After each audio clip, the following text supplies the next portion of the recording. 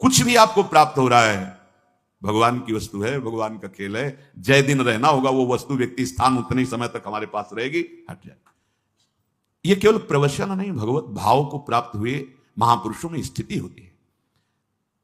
देखो, अगर हम किसी को कहें कि वो तो भगवत अवतार हैं, तो हमारे लिए ही तो अवतरित होते हैं। स्थितियों को दिखाना और प्राप्ति का साधन बताना और प्राप्त करवाना, इसीलिए बड़े बड़े महापुरुष प्रकट होते हैं।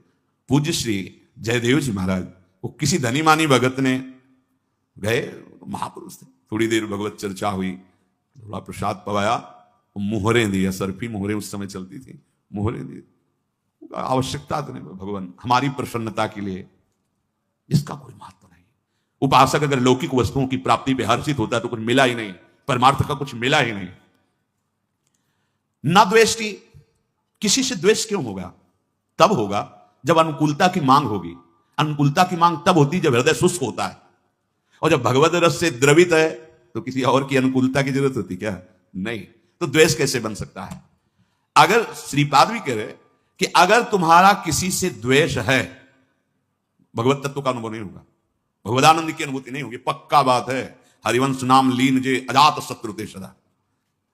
ऐसा थोड़ी है कि इससे निकलना नहीं पड़ता, निकलना पड़ता है उस जगह से जहां से तुम्हें गाली मिलेगी, निकलना पड़ता है। तुमसे द्वेष करने वाले सामने आएंगे, बेमतलब द्वेष करेंगे, तुम्हें वो दिखाना है भजन का प्रताप कि अब हे प्रभु, आप जो ये प्रश्नवाचक चिन्ह खड़ा कर दिए, इस रूप में आकर के हम आपसे द्वेष नहीं करेंगे। आप मारो, गाली दो, अपमान करो, हम आपके अंतर से चरण वंदना ही करेंगे, क्योंकि आप निकल गए। और अगर द्वेष कर लिए तो जहां माला में हाथ डाला तो पहले वही आएगा। रागात्मक द्वेषात्मक वृत्ति, ये अंदर की, हम यहां की बात कहते हैं, यहां की। जैसे कोई कहता है कि आज तो सत्संग में हमारे मन की बात हुई। भैया, समष्टि मन भगवान की ही, तो जब भगवान में चित्त तो समष्टि मन की बात आ जाती है। वो किसी के मन की बात नहीं पढ़ते संतजन, वो भगवान की, तो वो सबके मन की बात हो जाती है। क्योंकि जो जो उसमें तरंगें उठ रही हैं वो पूरी सृष्टि में है, हर मन में है, क्योंकि उसी ढांचे से मन की रचना हुई। तीन ही है, सतोगुण रजोगुण तमोगुण। तमोगुण होगा तो ऐसी तरंग, रजोगुण होगी तो ऐसी तरंग, सतोगुण होगी तो ऐसी तरंग। कभी भी किसी से भी द्वेष ना होने पाए, बचाओ, अपने आप को बचाओ। आपसे और सावधानी की बात कहते हैं, सामने वाले को आप प्रणाम करेंगे से, अब आपको लगे हम तो हाथ जोड़ रहे हैं, प्रणाम कर रहे हैं, मान दे रहे हैं, नहीं, तुम वो क्या कर रहा है मत देखना, तुम क्या कर रहे हो, बस इतनी बात देखनी। तुमने प्रणाम कर लिया, अब दोबारा उसके चेहरे की तरफ मत देखना। चेहरे की तरफ देखोगे तो फिर द्वेष हो जाएगा। हम तो नम्रता से प्रणाम कर रहे हैं, हाथ जोड़ रहे हैं, वो अपमान पे अपमान किए जा, हमें उसका कर्तव्य नहीं देखना, हमें अपना कर्तव्य, साधक अपना कर्तव्य केवल देखता है और निरपेक्ष हो जाता है। सबसे पहला शब्द है जिनके भगवान पीछे घूमते चरण रज लेने के लिए, निरपेक्षम। सबसे पहला निरपेक्षम मुनिम शांतम निर्वैरम समदर्शनम। निरपेक्षम, किसी की अपेक्षा नहीं। वो हमसे द्वेष कर रहा है, हमको बचाना है अपने आप को। क्या प्रभु कुछ भी कर लो, आप नहीं, आप ही हो। सच्ची बात करें, हृदय जल रहा है उसकी बात से, लेकिन आपने ये भाव डाल दिया, ये ऐसा काम करेगा कि द्वेष होने ही नहीं देगा आपके हृदय में। ओ अगर आप ऐसे, भगवान ही तो सब में है, ऐसा देखा, उसके चेहरे की भाव बन गया कि आप तो प्रणाम कर रहे हो, आप फिर नहीं सह पाओगे, फिर ये पक्की बात हृदय की है। बहुत बचने की जरूरत है। ये अहंकार का फोड़ा बिना गुरुदेव के आप ऑपरेशन नहीं होता। एक बार ऑपरेशन हो गया तो इतने चतुर डॉक्टर हैं कि एक कण भी नहीं रहने देते कि दोबारा ये कैंसर न फैल जाए। नहीं तो भैया हमने देखा है कि जब तक बिल्कुल पक्का सर्जन नहीं होगा तो ऑपरेशन तो होते हैं छोटे मोटे, पर कण रह जाते हैं कैंसर के, वो बगल से फिर वैसे ही। लेकिन चतुर जो सर्जन होते हैं वो नहीं रहने देते, कोई कण नहीं रहते। वो है सदगुरुदेव। मिटिया मेट कर देते हैं इस देहाभिमान को। ये बिल्कुल समझो, यहां की छाती की बात कहते हैं, ये बहुत जहर है। इसीलिए कोई भगवदानंद की अनुभूति नहीं होने दे रहा, कोई आध्यात्मिक भूमिका नहीं जागृत होने दे रहा। यही भगवान के सामने कालिया फन नीचे थोड़ी कर रहा था, ऐसे ही कर रहा था। भगवान है पर फन दबा के चढ़ गए फन के ऊपर। जो फन ताता थे उनका तो नृत्य और उनका सारा का सारा अहम चूर। तो गुरुदेव का तो मनोरंजन हुआ, अहम के साथ खेलने। पुराने खिलाड़ी है ना, हमारी दुर्दशा अहंकार की कर दी। ये अब हमारी शरण में आ गया, अब तुझे यहां से हटना होगा या बदलना होगा। अब इस हमारे जन को तुम माया में नहीं फंसा सकता। गुरुदेव पुराने योद्धा हैं, न जाने कितनी बार पछाड़ की है और हृदय को कितनों की निर्मल किया है। ये अहम बहुत बहुत विचित्र है। और इसी अहम से द्वेष होता है, इसी अहम से। जब हमें लगता है कि मैं साधुता से चल रहा हूं, मैं शास्त्र संयम से चल रहा हूं, और बार बार आप ऐसा व्यवहार करते हैं, तो फिर वो अहम असहनीय हो कर लेता है हृदय को, फिर वो प्रतिक्रिया में आ जाता है। सदगुरुदेव भगवान के वचन, अगर अहम नहीं तो प्रतिक्रिया कैसे? अगर प्रतिक्रिया है तो यही अहंकार का स्वरूप है, प्रतिक्रिया कैसे? फिर एक दिन बहुत करुणा में भर के कहा कि सबके वाहन हैं, किसी के गरुण वाहन है, मयूर वाहन है, नंदिकेश्वर हंस वाहन है, सबके। जानते हो हमारी स्वामिनी जी का वाहन क्या है? जी हमने कहीं पढ़ा नहीं, कहीं सुना। बोले दैन्यता।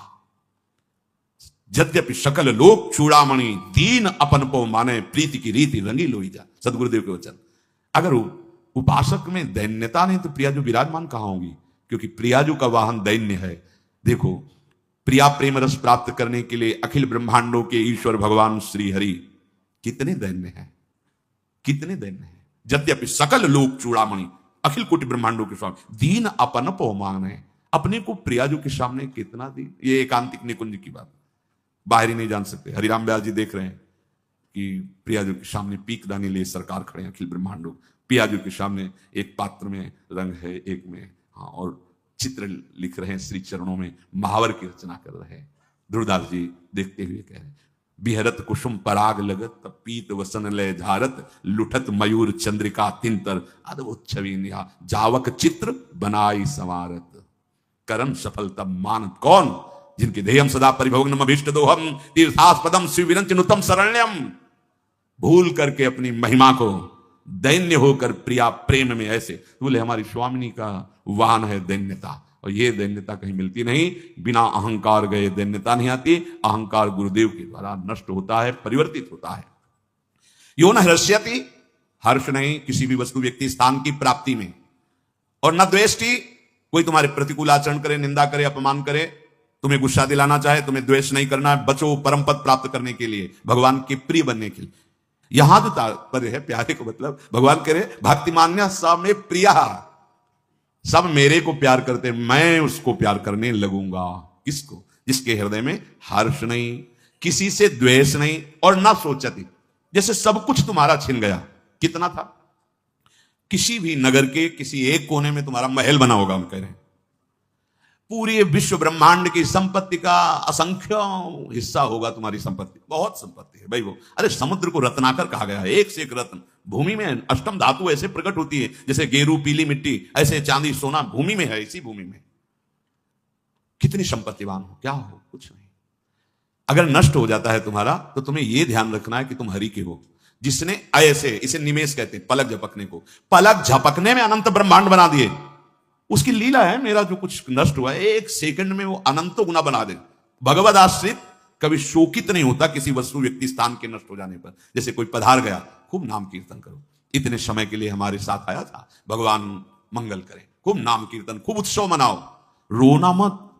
जितने आंसू गिरेंगे वो नाक लार ये सब दुर्गति का कारण होती है। अगर आप पुत्र को प्यार करते हो, अपने परिवार को प्यार करते हो, वो पधारने जा रहा है तो बैठ के नाम कीर्तन करो, रोने की जरूरत नहीं है। मोह ग्रसित होकर आंसू मत बहाना, राधा राधा कीर्तन करो, मंगल करो उस जीव का जो तुम्हारा भाई बना था, तुम्हारा पुत्र बना था, तुम्हारी पत्नी बना था, तुम्हारा पति बना था। वो उतने ही समय के लिए आया। पर ये मोहाविष्ट जन हमको बहुत चाहते थे, जो कहते थे वो करते थे, अब कौन करेगा। इस बात के लिए रोना धोना होता है, प्यार तो होता ही नहीं, क्योंकि जो था उसको तो कभी जाना नहीं। तो बिन जाने न होए प्रतीति, बिना जाने विश्वास नहीं होता, बिन प्रतीति होए नहीं प्रीति। तो तुम्हारी प्रीति कहां थी? अपनी चाह की प्रीति के लिए रोना। तो हम सबसे प्रार्थना करते हैं, किसी का शरीर पूरा हो रहा हो तो हमारी बात प्रार्थना मान लेना, 4 बार राधा नाम चाहे सुनाओ जाके आसपास पड़ोस में। वो अगर शरीर है तो राधा राधा राधा राधा सुना, अगर शरीर नहीं है तो जो राधा नाम उच्चारण किया उस जीवात्मा को दे दो, ये उसके लिए, उसका मंगल। रोने की कोई जरूरत नहीं। तो ना शोक नहीं, और भक्त के हृदय में न कांक्षति। अब हम क्यों चाह करें? हमारे प्रभु अल्पज्ञ हैं क्या कि हम कहें कि ऐसी व्यवस्था कर दो, ऐसी परिस्थिति कर दो, ऐसा कर। सच्ची कहते हैं, जिसकी जैसी परिस्थिति है वो भगवान के विधान से आई हुई है। आप उसी परिस्थिति में भजन कर लो, आपको कोई फेल नहीं कर सकता। यही जीव की दुर्दशा है। वो निकलने की चाहत सत्संग से पैदा हुई, सत्संग ने निकाला और सत्संग को ही छोड़ दिया। क्या हुआ फिर? फायदा क्या? वृंदावन बस के इतनो बड़ो सयान, जुगल चरण के भजन बिनु निमिष न दीजे दान। क्यों आए थे? कमाई तो वहां बढ़िया हो रही थी, यहां क्या कमाई है? ये तो प्रेमियों का देश है, यहां भजन कमाओ, प्रियालाल रूपी संपत्ति बढ़ाओ अपने हृदय में। तो न कांक्षति, कोई आकांक्षा भक्त न करे, अगर करे भी तो छूट दे दे हमारे प्रभु को। तो भगवान ने कहा है अर्थार्थी आर्त जिज्ञासु ज्ञानी, मतलब आपको भक्त ही माना जाएगा, पर छूट दे दो कि प्रभु यदि मेरी मांग से आपका भजन ना रुके तो आप दे देना, अगर भजन रुके तो प्रभु मत देना, ये आपके ऊपर छोड़ दिया। शुभाशुभ परित्यागी भक्ति मान्य समय प्रिया, जैसे अशुभ हमारी दुर्गति कर देता है, ऐसे शुभ भी दुर्गति का कारण है। कोई विद्वान कह सकता है कि शुभ के द्वारा दुर्गति? तो सुनो, तुम शुभ कर्म करोगे, यहां से ऊपर के लोगों को जाओगे, जैसे स्वर्ग गए आप, खूब भोग भोगेंगे जितना आपका शुभ है, और पुण्य छीणे मृत्यु लोक की विसंति, तो फिर कहां गए? वहीं आ गए ना।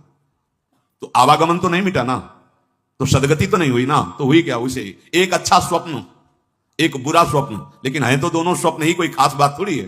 तो इसीलिए शरण निरापक पद रमित सकल अशुभ शुभ नंस, आचार्य शहीद महाप्रभु हरिवंश चंद्र जी के लिए, कि जो इनकी शरण में हो जाता है ये शुभ अशुभ का नाश कर देते हैं। और देत सहज निश्चल भगति, जय जय श्री हरिवंश।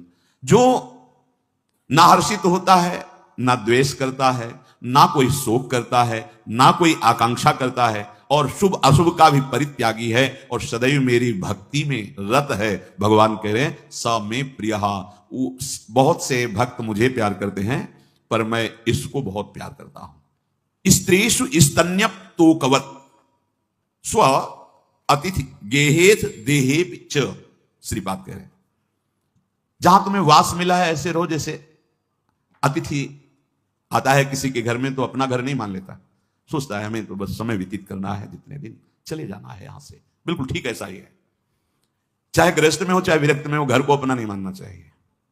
इसीलिए हमारे यहां पहले से पद्धति चली आ रही कि घर में ठाकुर विराजमान करना, घर के मालिक ठाकुर, हम सब उनके सेवक, और महाभाग्यशाली जन तो अपने घर में भी अंकित कर देते हैं, प्रिया कुंज अमुक अमुक, ऐसे भगवान नामों से किए। ऐसा करना भी चाहिए। विभीषण जी के घर को ही देखकर तो हनुमान जी महाराज प्रभावित हो गए। राम नाम अंकित गृह शोभा, देखा कि भगवान नाम लिखा हुआ तो कोई महाभागवत होगा। फिर अंदर गए तो आवाज भी सुनाई देने लगी, राम नाम ते सुमिरन की ना, हृदय हरस कपि सज्जन चीना, ये ईसन हट करी हो पहचानी, साधु ते होए ना कारजानी। ये कोई भगवत भक्त है लंका में, जिसके मकान पे भगवान नाम है, जिसकी जिह्वा पे भगवान नाम है, वो कोई महाभागवत ही है। घर में अतिथिवत रहने का आदेश कर रहे हैं। जितना समय व्यतीत करवाना है प्रभु को व्यतीत करवाए, बस शरीर छोड़ा। ऐसे आगे कह रहे हैं अथ देहे पिच, ऐसे ही देह में भी अतिथि की तरह रहना। ये भी घर है, तुम नहीं हो, पर क्या माया का आकर्षण है। प्रवचन कर लो, सुन लो, मैं शरीर नहीं हूं, लेकिन सारा बर्ताव शरीर में ही हो रहा है, आम की धरा में हो रहा है। बहुत सावधान आदेश कर रहे हैं, भगवद आश्रित रहो, ऐसे जैसे बच्चा मां के स्तनपान से ही जीवित है। अर्थात हमारा जीवन केवल हमारे प्रभु के द्वारा पोषित है। महलों में राखे चाहे झोपड़ी में वास दे, आपका आपका आप जैसा ज्यो ज्यो राखत हो त्यों त्यों रहियत हो हरि, हे हरि आप जैसे आप। घर में अतिथिवत रहो, अभिमान मत करो मेरा घर है। और शरीर में भी ऐसे ही अभिमान मत करो कि मैं शरीर हूं या मेरा शरीर है। भगवान ने ये शरीर दिया है, बड़े भाग मानुष तन पावा, भगवान ने दिया है। ये सुर दुर्लभ सदग्रंथन गावा, काहे के लिए मिला? भजन करके भगवत प्राप्ति के लिए। कैसे होगी भगवत प्राप्ति? बता रहे हैं, रोज सत्संग में वही चर्चा होती है।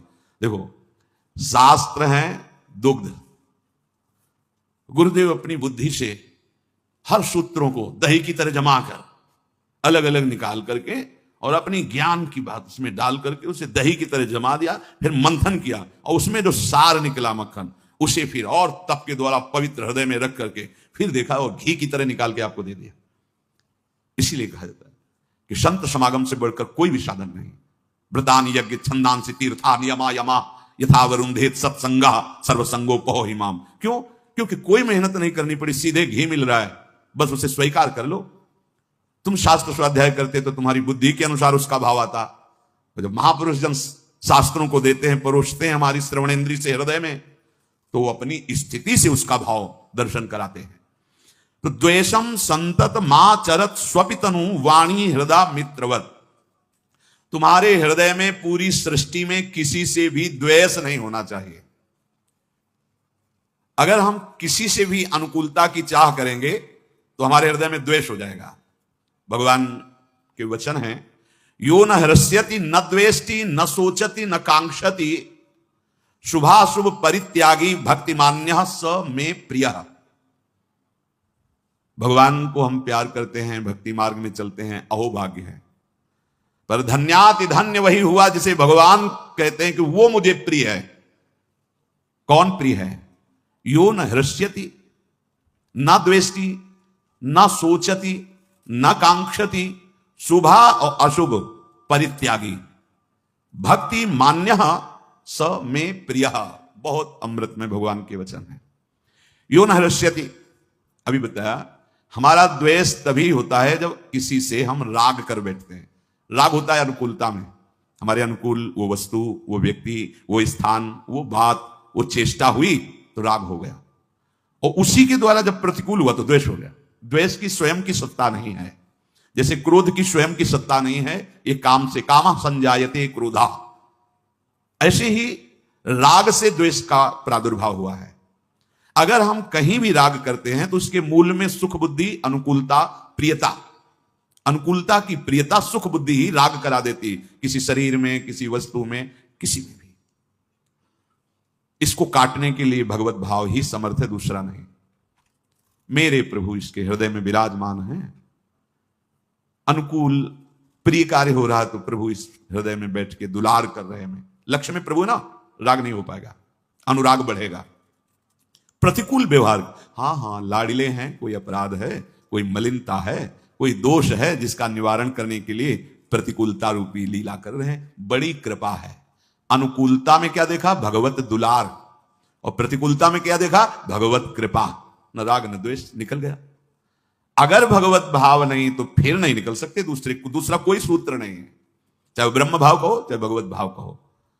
यो न हृष्यति न द्वेष्टि, अगर आप हर्षित नहीं होगे तो शोकित हो ही नहीं सकते। और जितना आप जिस भोग में हर्षित होंगे लिख लो, उससे 100 गुना आपको शोकित होना पड़ेगा। लिख लो इस बात को।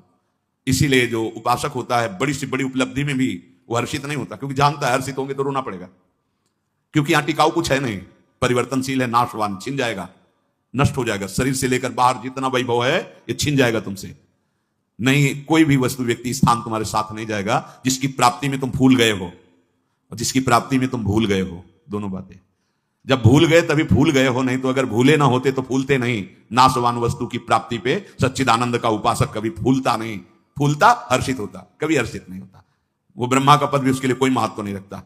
त्रिभुवन की राजलक्ष्मी देने पर भी जो आधे पल के लिए अपने प्रभु को ना भूले वही मां भागवत है, तो फूल कैसे सकता है? सांसारिक वस्तु, मायाकृत वस्तु, व्यक्ति, स्थान की प्राप्ति में अनुकूलता का बोध कैसे उसको हो सकता है? क्योंकि सच्चिदानंद का उपासक है वो, कोई त्रिगुणात्मिका माया का, प्रकृति का उपासक थोड़ी, वो परमात्मा का उपासक है। ओहो, यो न हर्ष्यति, भगवत प्रसाद रूप। उदासीनता उपासक का धन है। उदासीन अति रही गोसाई, गोस्वामी जी ने बहुत बढ़िया वर्णन किया है। गिरा अर्थ जल बीत सम कहियत भिन्न न भिन्न, बंदों सीता राम पद जिन्हीं परम प्री खिन्न। कहीं भी नहीं, उदासीनता ही खिन्नता है। जो उदासीन रहता है वो उन्मनी अवस्था को प्राप्त हो जाता है। न हर्ष है, न शोक है, न लाभ है, न हानि है, न सुख है, न दुख है, एक अद्भुत आनंद। पूज्य राधा बाबा को आप देखिए, जब कभी आपको जहां वो विराजमान दिखेंगे तो ग्रीवा झुकी हुई,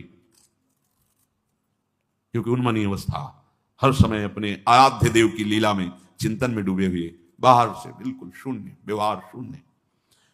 भाई जी महाराज, व्यवहार रत होते हुए भी उस अवस्था को प्रदान करने वाले जो बाबा को अवस्था प्राप्त है, वो भाई जी का प्रसाद, भाई जी की कृपा से प्राप्त हुआ। ये समझना है। अगर हम किसी भी लौकिक वस्तु की प्राप्ति में हर्षित होते हैं तो शोक को रोक नहीं पाएंगे। लड़का हुआ, थाली बजाओ, लड्डू बांटो, ठीक है, गया, पूरा मोहल्ला बैठ के रो, हर्षित हुए ना, शोकित होना पड़ेगा। ये मिल गया, हर्षित हो गए, पार्टी मनाओ, नष्ट हुआ, वहीं बड़ी विचित्र लीला है। हरि दिखा रहे हैं फिर भी समझ। अब तेने तो ज्यादा अनुभव संसार का है नहीं, गुरु आश्रम में रहते थे, उस समय एक बड़ी गाड़ी लेके एक धनी मानी पुरुष, पास के जमींदार थे, अकेला लड़का था, है फूल माला और सभी, इसलिए हमें विशेष ध्यान है कि जैसे कोई ऐसा, तो गुरुदेव आदेश करते जाओ भोग लगाओ जाके, ये माला माता जी का स्वरूप था, उनको पहना दो जाकर के, ऐसा आद्या शक्ति देवी दुर्गा ऐसे। तो वो इसलिए पूरी घटना में याद है। तो बहुत आनंदित, तो मिठाई बट रही और स्वस्तिक का चिन्ह गाड़ी में और सब क्या क्या, बहुत आनंदित हो देख रहे थे। 2 घंटा व्यतीत हुए, वहां से वो ढूंढी जा रहे थे, ढूंढी घाट है गंगा जी का, और बहुत बड़े महापुरुष वहां विराजमान थे, स्वामी श्री आत्मा प्रकाश, एक से एक सिद्धों का गढ़ गंगा किनारा। मोड़ में हर्षोल्लास में न संभाल पाया ड्राइवर और गाड़ी, किसी को चोट नहीं आई, केवल उनका लड़का जो एक था वही पधार गया। सूचना की अभी जो वो हाहाकार, 15-20 दिन बाद उनके माता पिता पुनः आए थे, गुरु जी से भाव रखते थे। अरे हालत जो हमने देखा था उत्साह, उससे 100 गुना बढ़कर, क्या कहो अनंत गुना बढ़ के, मतलब वो जी रहे थे, बस जी रहे थे, प्राण चल रहे थे, शोका में झुलस गए। हे यहां कुछ टिकाऊ नहीं, भगवान कह रहे हैं, अशाश्वतम नाशवान परिवर्तनशील दुखालयम, सब कुछ दुख देने वाला। कितना हर्षोल्लास मना रहे थे, ऐसा हो गया बहुत। यो ना हर्ष्यति, भगवान की इच्छा, हर्ष नहीं करना लेकिन हर्षित होंगे। जन्मदिन मना रहे, अरे बैठ के कीर्तन करो और अंदर से सूखित हो कि पता नहीं अब कई मिनट रह गए, कितने मिनट रह गए जीवन के, 1 वर्ष गया और भगवत साक्षात्कार नहीं हुआ। यहां जिससे दुर्गति होनी उससे पार्टी मना रहे। काल ने नष्ट कर दिया 1 वर्ष, तुम्हें पता नहीं चला। 1 वर्ष जानते, 1 वर्ष किसे कहते हैं? भगवत प्राप्त हो जाते हैं। 12 महीने होते हैं, 1 महीने में 30 दिन होते हैं, 1 दिन में 24 घंटे होते हैं, और जो 10,000 वर्ष की तपस्या का फल अन्य युगों में है, वो भगवान व्यास देव जी ने कहा 24 घंटे नाम कीर्तन से वो तुम्हें प्राप्त हो जाए। ये कलिकाल का एक विशेष गुण है, नाम संकीर्तन किया नहीं। संसारी वही बहुत दुर्गति कर रही माया, और समझ नहीं पा रहे, ऐसे हर्षित हो जाते हैं छोटी छोटी बातों में, फिर रोते हैं आके। अब रोने से काम नहीं बनेगा, गलती की, हर्षित हो गए बिना भगवान के आश्रय के। इस दोष से मुक्त, हर्ष दोष है, कल भी चर्चा में था। हर्ष शोक को उत्पन्न करता है। आप द्वंद्वों को समझिए, लाभ हुआ है होश में, हानि आने वाली है। तुम्हारी प्रशंसा हो रही है, भोगना मत, नहीं तो आगे निंदा होने वाली है, पक्का। ये द्वंद्व है, द्वंद्व दिन है, कमाई कर लो, होश में रात्रि आने वाली है। यो न हर्ष्यति, किसी भी बात में हर्षित नहीं। देखो सत्संग है, पकड़ो बात।